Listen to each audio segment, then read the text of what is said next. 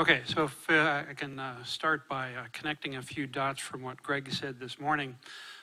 First of all, Greg chose not to wear a tie. I chose to wear a tie. But my tie is special. This was actually a gift from a Chinese delegation, but not to a Chinese delegation to NASA, a Chinese delegation to the Smithsonian, because I gave them a tour at the National Air and Space Museum, where I appear on weekends. So if you're ever at headquarters, look me up. I'll give you a great tour. Greg mentioned that we're building new 34-meter antennas. So my boss might be here today, except he's actually in Canberra, Australia, dedicating a new antenna, which went in operation on October 1st. Each of those 34-meter antennas costs about $60 million. It takes about 3.5, 4 years to build. And we build that out of the unspent reserve on the DSN O&M project, right? So we're literally building it on the margin within the in-guide budget. So we'll get those done at the affordable rate, right? But it's pretty good that we can manage to build new capability and new capacity within the in-guide budget. So to start with a brief overview, SCAN has 3 networks, the DSN, the NEN, and the SN. For deep space, near Earth, combined coverage of over 100 missions that we provide service to every day. So if we look at where those services are located across the planet, we have the 3 locations for the deep space network between Goldstone, Canberra, and Madrid. They cover the sky 120 degrees apiece and provide us continuous coverage of the deep space environment. Then we have the Space Network with its set of 9 tracking and data relay satellites, 7 operational, 2 on-orbit spares that you see there flying along the equator, although they're actually in a geosynchronous orbit, not a geostationary orbit, so they actually wander in their inclination, which enables us to provide coverage from pole to pole as required. So we actually provide TDRS service to the South Pole. And then we finally have the Near-Earth network, which has a much larger set of ground stations, literally from the Arctic to the Antarctic, and with a much wider variety in our acquisition and operations strategy. So we have a combination here of NASA-owned and operated assets, commercial owned and operated assets that we have commercial contract for services. But part of the network is also DLR, so we've got antenna service from international partners as well. So it's an interesting mix. All of this designed to provide interoperable support across those near-Earth network stations. Each one of those networks supports approximately 3 dozen missions on a month-to-month basis, which is a little bit more than the total number of missions that NASA is actually operating, because some missions use 2 or even 3 networks for their support. And so with that, that's the boring overview.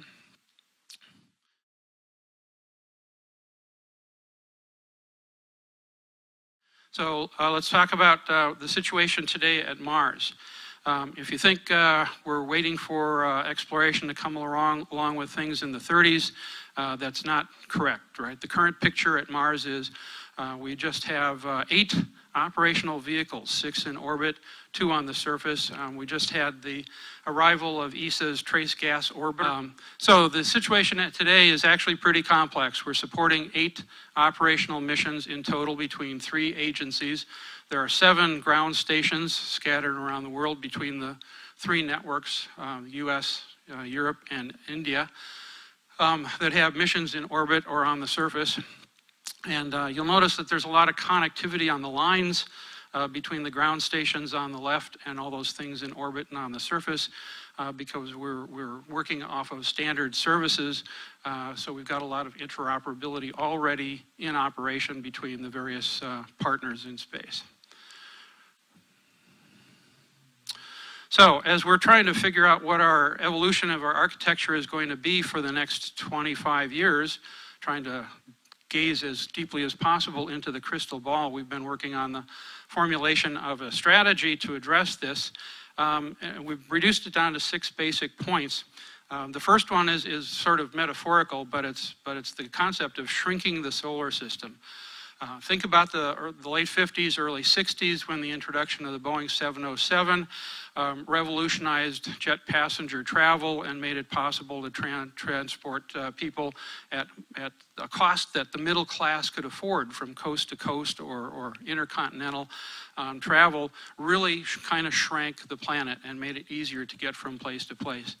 And then if we think about the evolution of the communication systems through the 80s, 90s, O's, right, that's really brought the world together by having communications that connect us around the planet, make it possible to telecon and WebEx and everything else that we do today with the internet, and really shrank the planet, brought us closer together. So take that concept and extend it out into the solar system, and let's say see what we can get by extending that metaphor across the solar system. This is going to enable the principal investigator to act like his or her experiment is in the room next door, right?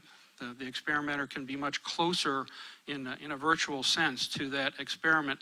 The mission controller, in the same sense, can be feeling like the mission that he's operating is right next door.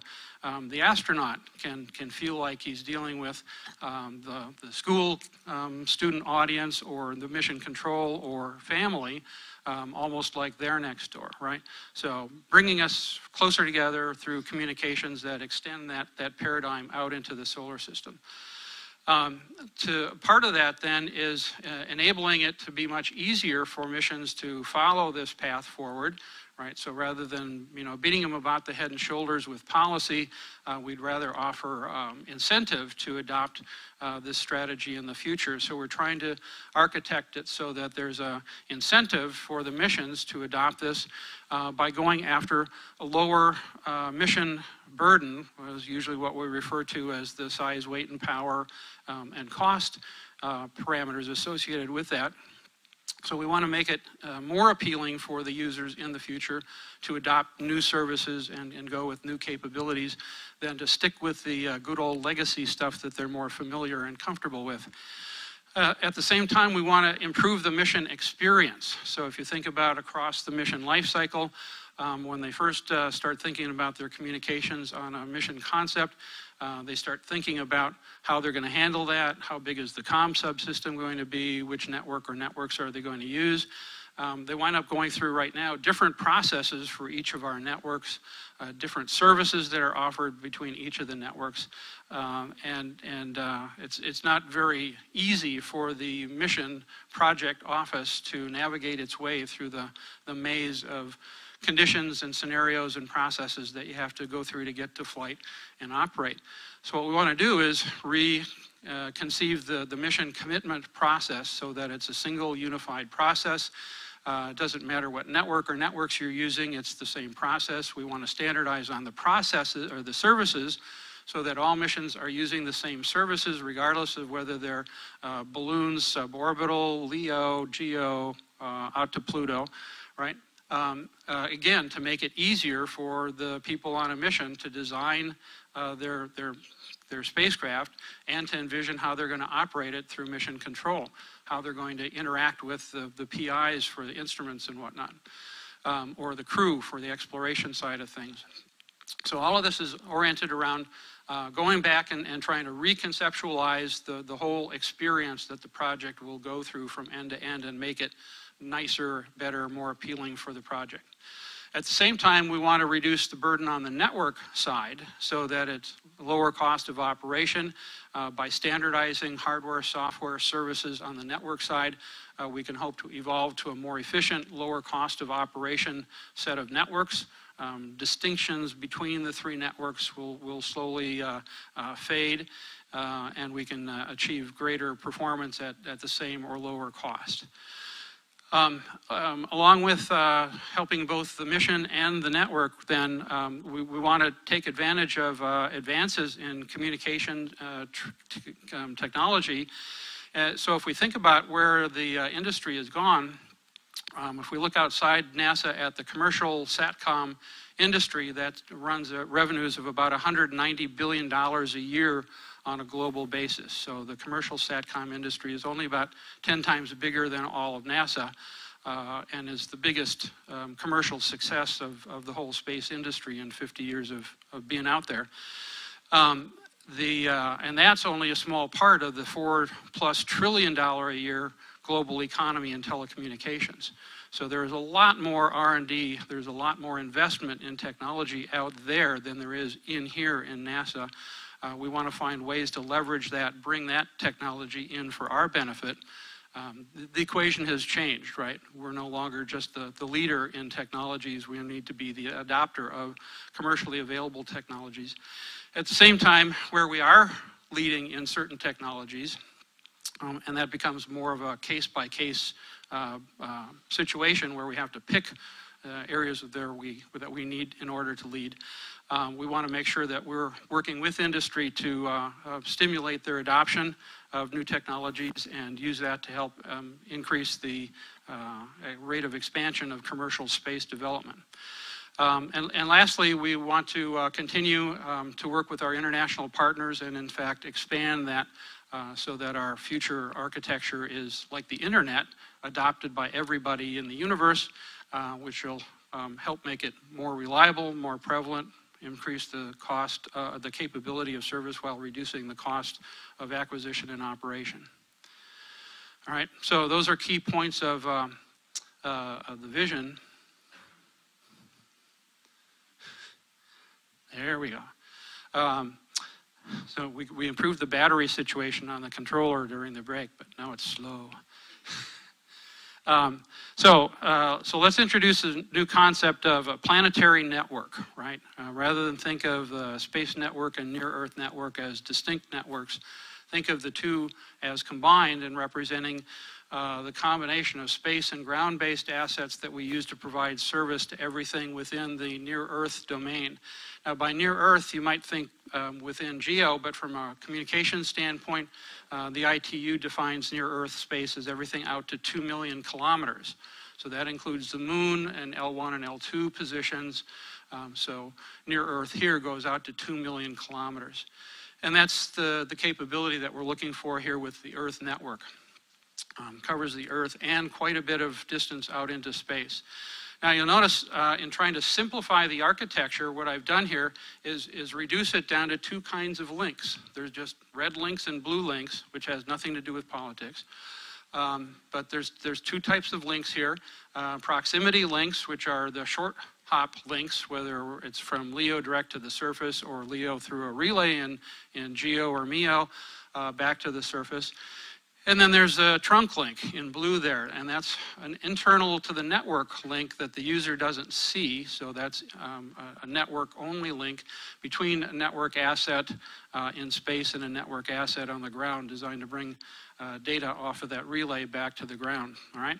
So if you have, from the user's perspective, the same services, the same kind of links, regardless of whether it's over a 400-kilometer direct-to-Earth link or a 40K kilometer on a relay, there's still going to be a difference in the dB it takes to close that link.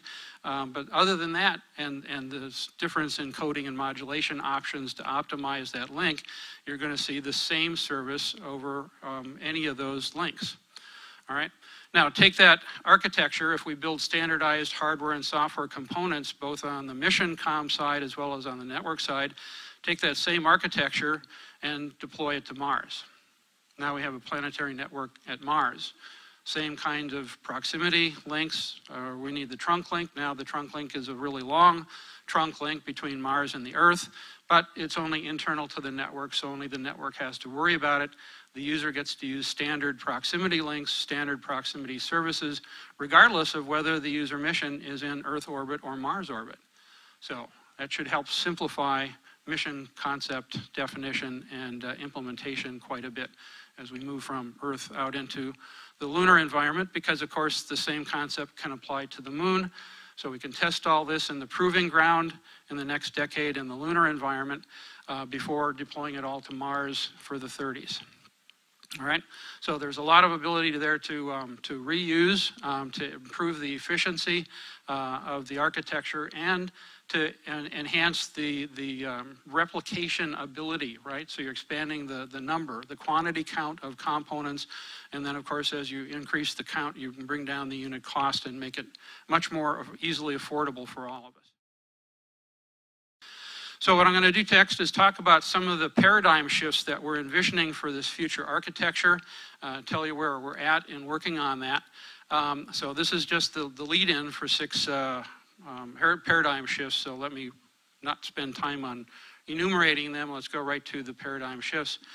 The first one is we're going to be shifting from an RF-only environment that we've had for the last 50 years to an RF and optical environment. So there's significant investment being made at the agency level in laser communications. We had the lunar laser comm demo that flew on LADI and demonstrated successfully in 2013, 622 megabits per second from the moon to the Earth, 20 megabits per second error-free on the forward link from Earth to the moon. 311 megabits per second error-free from the moon, I should mention.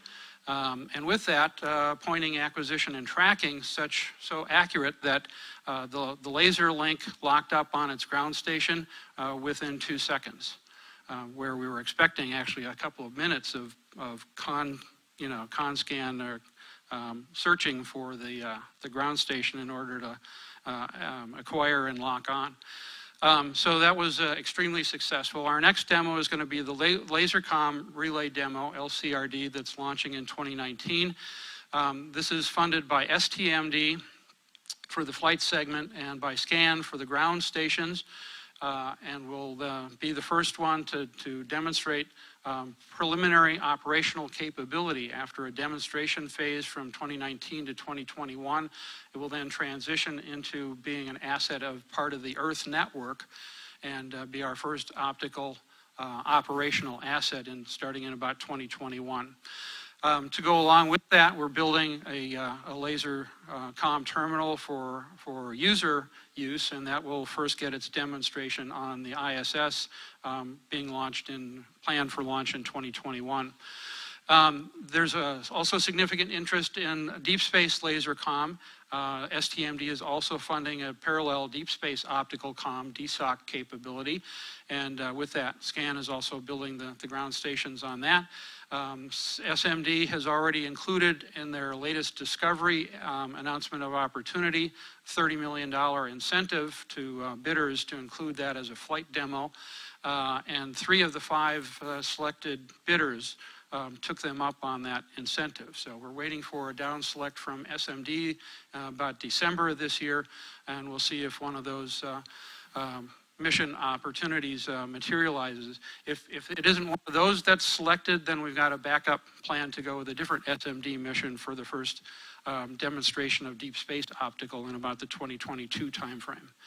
So optical is going to similar kind of data rates, but at significantly lower size, weight, and power, or much greater performance at similar or even less size, weight, and power. So it's a very good trade for us. And we're not limited to NASA investment in this. This has got significant investment from other government agencies as well. All right, so here's the concept for LCRD.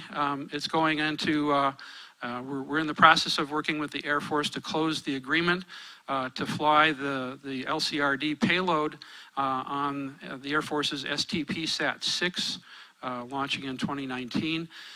And then talking to the Illuma-T, that terminal that I mentioned that will fly as a demo on space station, as well as doing direct ground link to our ground stations in California and Hawaii. So with that demonstration phase from 19 to 21, we expect to be ready to go into operational use by about 2021. All right. Another big shift is single access to multiple access. So today, each of those TDRS satellites has one big 5-meter antenna for single access use and has 2 antennas, so we can talk to 2 missions with the single access antennas and up to 5 or 6 more with the multiple access capability, but at significantly lower data rates. The good news is that if you look at network use in terms of antenna time, we're very efficient, and our utilization of the network assets is extremely high. However, if you look at it in terms of bandwidth utilization, we are grossly inefficient. We only have a couple of missions like ISS that actually talk over TDRS at TDRS bandwidth capability of 300 megabits per second. And we have a much larger number of users that talk at 100, 50, 25, all the way down to Hubble Space Telescope, which talks at a whopping 1 megabit per second, and yet ties up a single access antenna that's capable of doing 300 megabits per second. So in terms of channel utilization, Hubble is operating at 1/3% of bandwidth efficiency. To get away from that, we want to get away from single access antennas and go to multiple access capability. That will probably entail going to some kind of a phased array technology, and we're looking at that. That looks within feasible range over the next few years to achieve the same kind of performance that you get now with a dedicated single access antenna, but using phased array capability, giving us the ability to talk to multiple spacecraft at the same time at whatever data rate the spacecraft wants. All right? And so then we can allocate bandwidth according to mission need. That's the next gen approach then, is to shift to multiple access capability. And with that will come a new generation of protocols where that gets instantiated, where the user will request multiple access service. So that shift you can see today, right, for sim missions using the NEN and the DSN, you have to point your mission antenna at our network antenna. And so in terms of antenna time, yeah, all the antennas are locked up, regardless of how efficiently you're utilizing the bandwidth. From the deep space standpoint, a good example is the New Horizons mission, right? It's a better justification for it, but New Horizons out there at Pluto took along such a tiny comm system that it has spent the entire last 15 months dribbling the data back to Earth at a rate between 2 and 8 kilobits per second in order to downlink the data that it acquired during that one-day flyby of Pluto 15 months ago. Okay, so the good news is New Horizons built a spacecraft that has a very small, very low-power comm system. All they've done is tie up a 70-meter antenna on the DSN for 15 months. So they usually neglect to tell you that part. So we actually can't afford more than a couple of New Horizons type missions in the agency, or they'd literally bring the DSN to its knees.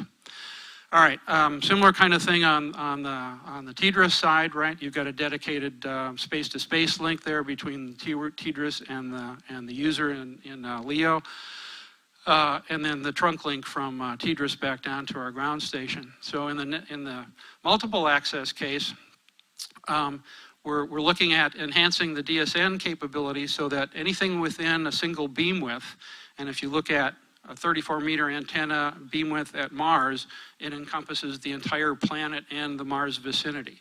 So one beam width there will give us multiple users anywhere within the Mars system off of one 34-meter antenna.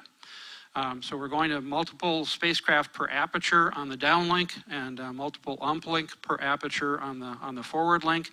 And we're thinking that in the future, when we've got a combination of a larger number of science users and exploration users in Mars, we'll be able to satisfy all of those vehicles, 10, 15, possibly 20 users at a time with two 34-meter antennas. All right, that'll save a lot of building of more 34-meter antennas. Similarly, the space relay for part of the Earth network then would have multiple access capability replacing those single access antennas, and we'll be able to support a larger number of missions, including a whole lot of potential CubeSats out there that are looking for service, and we have to treat them as very disadvantaged low power users. So trying to anticipate the expansion in small users as well. All right, with that then comes a shift from scheduled access to unscheduled access. Right now you spend weeks ahead of time figuring out what the schedule for your mission is going to be, putting yourself on the schedule for the network for a particular asset, jockeying for position and priority with the other users who also want the same capability. I'll gladly give you a pass on Tuesday for 2 on Thursday. That's how the DSN works, by the way. They do trading between the missions. And so this is a very labor-intensive process. It's all manually loaded. It's all manually scheduled, right? There's a big scheduling algorithm for each of the networks, but different scheduling algorithms for each network. And it occupies a lot of time on the network side as well as on the mission side. And there's unreliable data delivery, right? We're still operating as a link layer service provider. So we're just shipping bits on a bit stream or packet or frame basis and letting the user do the reconstruction. And so the mission has to account for that by storing the data until they get it down to the ground, and then the mock sends the data back to the command, back to the spacecraft saying, okay, we got it, you can release that memory. Or you have to retransmit it because you had to hang on to it for another day. What we want to do is get rid of the need for the user to perform all that, put that on the back of the network operating system. All right, so scheduling by itself is a hard problem, literally non-polynomial hard problem. There is no mathematical optimum for this. So schedules on the networks are typically run about 60% efficient, which leaves a lot of network or antenna time not used. So again, what you want to do is get away from that and go to a scheme where the user actually requests service when the user wants service, just like you do when you pick up a phone or get on your computer and use your local area network. You don't schedule those services. They're available there, and you get access to them when you need them. So do that along with disruption-tolerant networking as a replacement or augmentation for IP, Internet Protocol. And you now get guaranteed delivery, assured delivery, so a higher quality of service with less overhead on the part of the mission. And so the network operating system will take care of all of those annoying details about shipping the data, making sure that it's delivered for you. All right. One of our forced changes is from KU band to KA band. On the TDRS system in particular, we've been operating with a waiver from NTIA since we started launching TDRS second gen satellites in 2000. And so we'll be acquiescing to the direction to vacate that use of that band. So our last third gen TDRS satellite is getting launched next year. That'll be the last TDRS satellite launched with KU band capability. But since 2000, all of the TDRS that have been launched have KA band capability. So by the 20s, all of the remaining TDRS will have KA band, and then new capabilities, whether they're big TDRS satellites or chopped up into bitty pieces, will fly separate KA capability, and the KU capability will fly out along with the missions that use that capability. All right. I should say, with respect to the other two networks, the new 34-meter antennas that we're building all have KA band capability for deep space use. And we're working on we have a plan to expand KA band capability on the near-Earth network, and that's looking at decisions being made on when and how to expand that within the next year. All right, the other aspect of this, and I just alluded to it, is going from being a link layer service provider, the way we've been for 50 years, to being a network layer service provider, so that you could literally have seamless provision of service from your mission control center over terrestrial communications using IP network capability, and then DTN capability from the mock to the spacecraft. You could still use IP within the near-Earth domain, but DTN will give you a higher quality of service, more reliable, assured delivery. And so you really don't need IP, but you can do the same thing with IP and DTN. So DTN, for example, is being funded by the AES division, but like all things COM, the COM improvements have to get infused on both the network side and the mission side. So as AES is funding DTN development, we're planning on incorporating that into the networks. One of the areas where we're working on right now is an agreement that's in development right now with South Korea. They're building their first lunar mission as part of their Korea Lunar Exploration Program. And we've already got an agreement in place to do ground testing of DTN today, and planning on doing flight testing as a demo objective on their 2018 Lunar Pathfinder. So that's another aspect of working with our international partners on that. All right, now what this is going to introduce is the ability to operate end-to-end, right, all the way from here to space, wherever you are in space, at the network layer. And what that does is it enables the same kind of culture, right, the same kind of capabilities that you see here on Earth. So, for example, you can now go to an app store and download apps for your cell phone or your home computer. In the future, you'll be able to do the same kind of thing for space missions and configure your mission control center with apps from the App Store, or configure your spacecraft with apps from the App Store. And I've been briefing this for a number of months now, and I thought this was fairly forward-looking until I just read a news release this past week, and somebody's just announced that they're going to offer this commercially within the next year. So there is my forward-looking. Something about resilience. So part of this is also trying to build more resilience into the system. We work hard on terrestrial communications, building in path diversity, redundancy, and so forth, so you can't take out our comm by losing a link on the ground. We've never really had that kind of resiliency in space before. And now we're looking at creating that kind of multiple assets to give us multiple paths, more diversity in space. This is something that the Defense Department is looking at now in a major way, looking at how they can improve resiliency of their assets. When I briefed this a couple of months ago to the NASA NRO working group, the first question that I had was from the Air Force Operationally Responsive Space Office. And they said, well, if you're serious about that, I'm getting ready to launch a future ORS payload, and I got to use the Air Force Satellite Control Network, and I could use some further resilience on LaunchCom, right? So guess what? Now we're working with the ORS office on enhancing AFSCN by providing dissimilar redundancy through our near-Earth network to benefit the Air Force ORS program. So we'll be looking at ways to enhance resiliency across agency boundaries, working with the Defense Department. Another aspect of this is cognitive radios. We're looking at making radios and networks smart, actually introducing artificial intelligence so that radio to radio, the radios can figure out what the local current operating environmental conditions are, and they can adapt coding and modulation and various other parameters to the current link conditions in order to maximize the data that they can get over a particular pass, and then introduce artificial intelligence into the network operating system so that the network actually detects trends and maximizes throughput on the network by taking advantage of trend prediction and better allocation of assets through that method. So that's another one of our technology efforts. So what does this look like when we build the grand and glorious future, about the 2040s circa, when we're ready to send humans to Mars?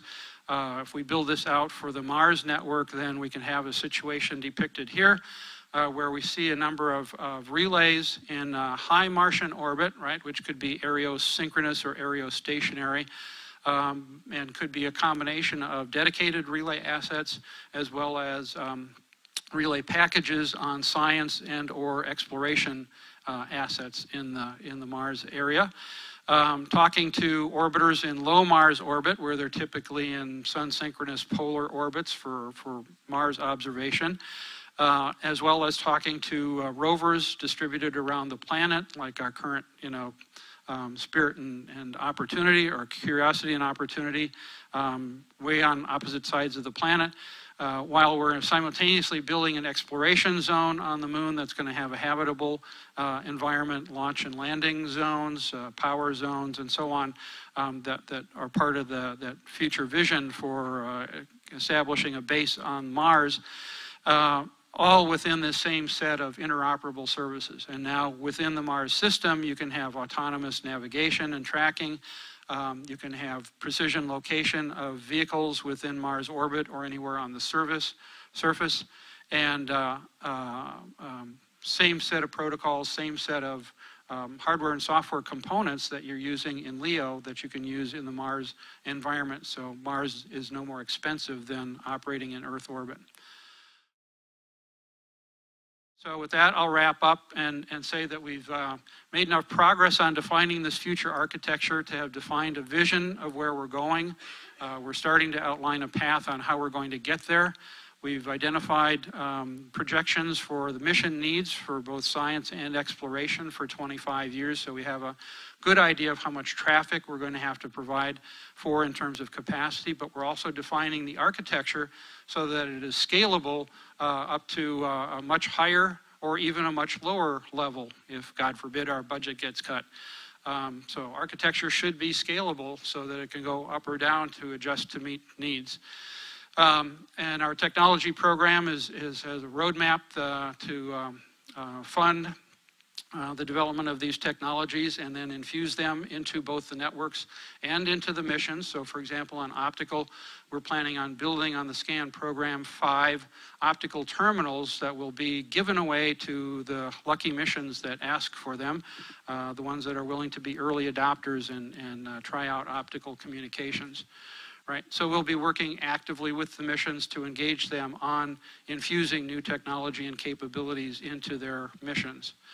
All of that will be working not only within NASA, but across the international community and with other government agencies to form a truly international, global space capability from one end of the solar system to the other.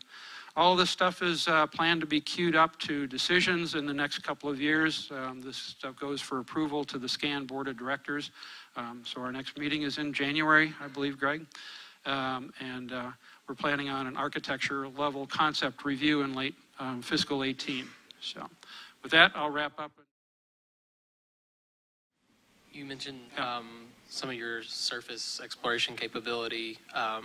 For Mars surface support, you were thinking about providing other services like geolocation and other high-rate services. How does that tie into your experience base, and how do you compare that to lessons learned from Apollo? I mean, we didn't have a lot of location kind of services then.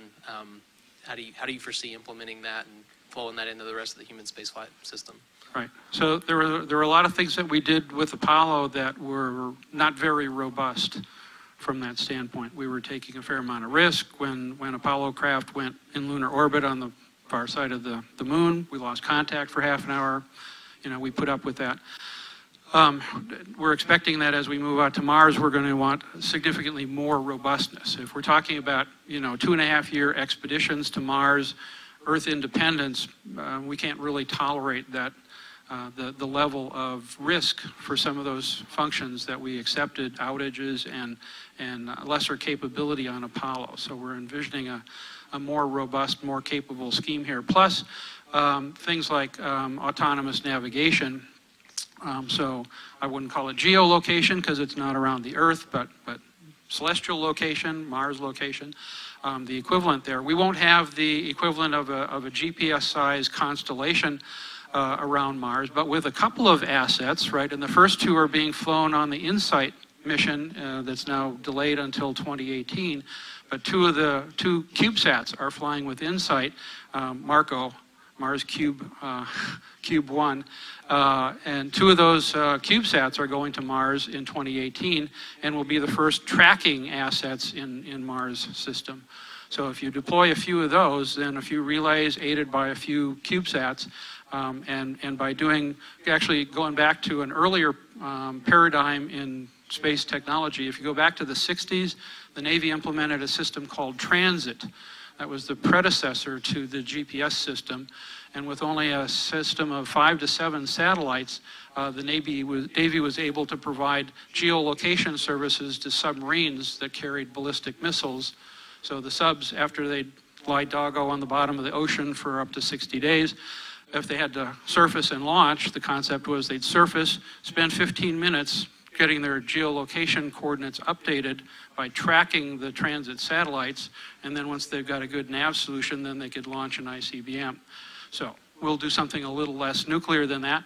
But the same kind of concept, that motion of asset in the sky gives you the same kind of information as multiple simultaneous GPS satellites. And so with a little time integration, you can get your position on Mars, right? So don't have to make that big an investment and can still get similar kind of capability. Yeah. So you mentioned, I believe, 5 optical modules you're going to be providing to some future missions. So just for a point of comparison, if New Horizons had one of these optical modules, how much would that have reduced the 15 months that you mentioned before? Good question. The answer is right now that wouldn't have been an option for them. The deep space optical capability, the technology that is in the initial investment package is aimed at providing a deep space comm to the Mars distance. The 3 bidders in that Discovery AO actually offered different options. One was going to L1, one was going to Venus, and one was going to an asteroid with the Mars laser comm. So if one of those is selected, we'll actually incur a slight additional cost to tailor the optical capability to the destination that whichever one is picked is going to. So as we're working on a Block 2 deep space optical capability, it will become more robust and be able to support a greater range. But yeah, if you projected deep space optical capability to what we could do someday for Pluto, we would probably be able to do about 3 orders of magnitude higher data rate from Pluto at the same swap that New Horizons did it this time. Yeah. Hey, Pat.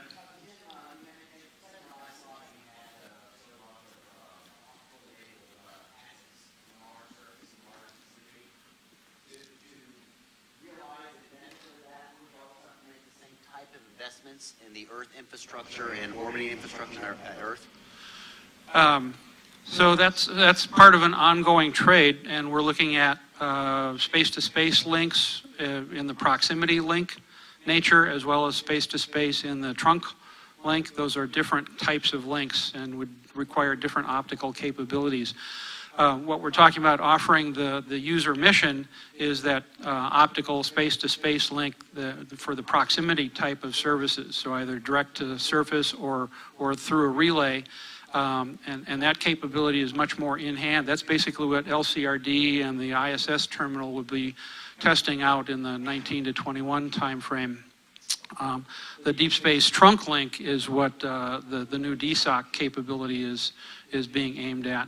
But it's an ongoing trade. Actually, this is one of the studies that we're queuing up for the board of directors meeting in January to look at the trade between Ka band and optical across the networks in the next 10, 15 years. So if I want HD video streaming back of the first human class lander landing on Mars, and I want to see that live on Earth, then I would have to have at least an optical speed trunk line going back and forth. No, actually we can do that with Ka band or optical. Okay. And we do plan on having streaming HD video coming back from Mars. Actually, the question is, how high def will it have to be? HD, 4K, what comes next? All right. Thank you. Let's go, Jim.